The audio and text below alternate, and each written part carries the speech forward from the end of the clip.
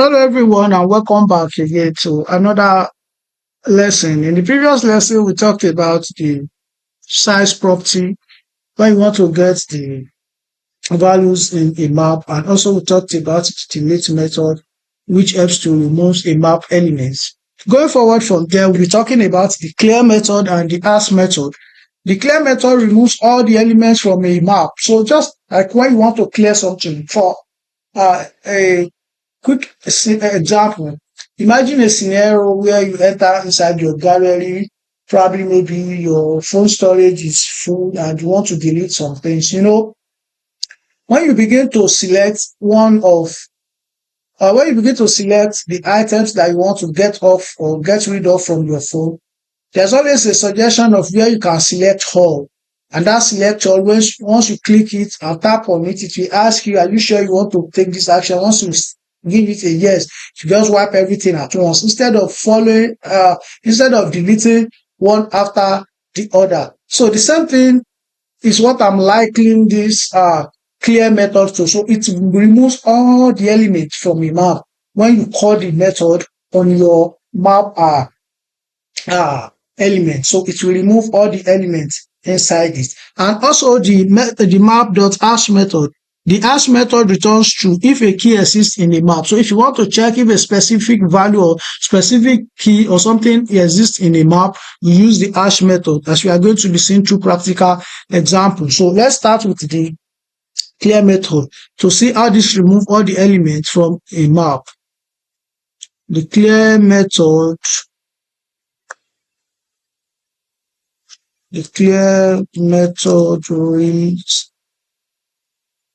removes all elements from a map. The clear method.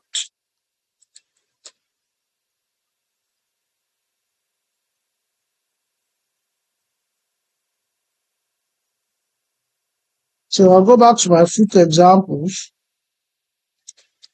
Using the new map constructor, and then I can make an array of elements apples.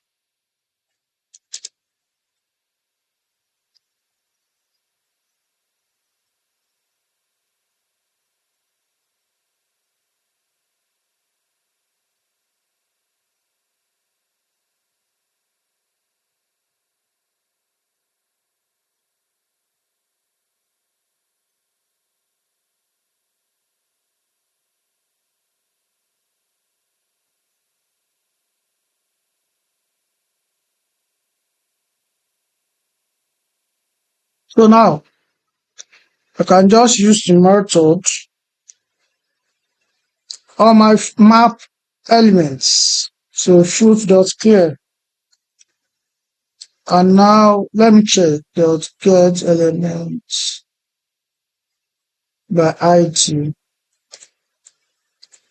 Demo1 dot inner HTML equals fruit dot size. So let's now check the value of the elements in what we have now in our map. You can see it's 0 because the clear method has removed all elements. So it will wipe everything. If it's 1,000 elements, if it is 2,000 elements, it will wipe everything. So the clear method removes all elements from a map, as you can see.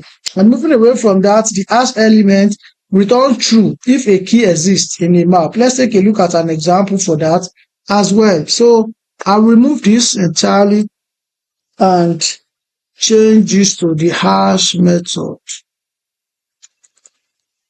The hash method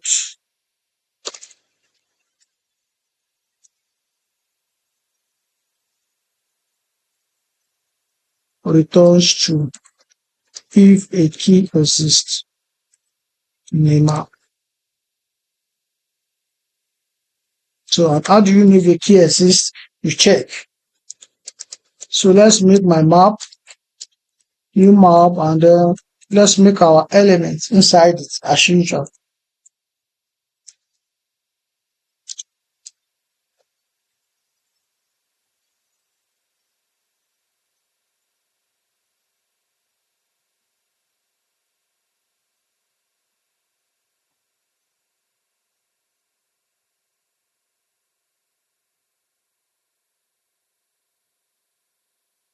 So I have 3 elements inside my map, as you can see, and then the method is to check whether a specific key of an element exists in my map. So how do I do that? I need to just pass in the method dot inner html equals to full dot as. So here's the method. I want to check if it has pineapple. You can see it's true because pineapple is contained as part of the element of my map. Does it contains apples? True. Does it contain oranges? Yeah, absolutely true. Does it contain oranges with O O as capital letter? It's returning false because small letter O is different from capital letter O. So what I have here does not match the elements that I have in my map object, and that is the reason why we are seeing false on the screen. So I can as well pass something that does not even exist. I'll say, does it has watermelon? You definitely see false because watermelon is not part of what I have on the screen. But if I should decide to add watermelon, what do you think will happen?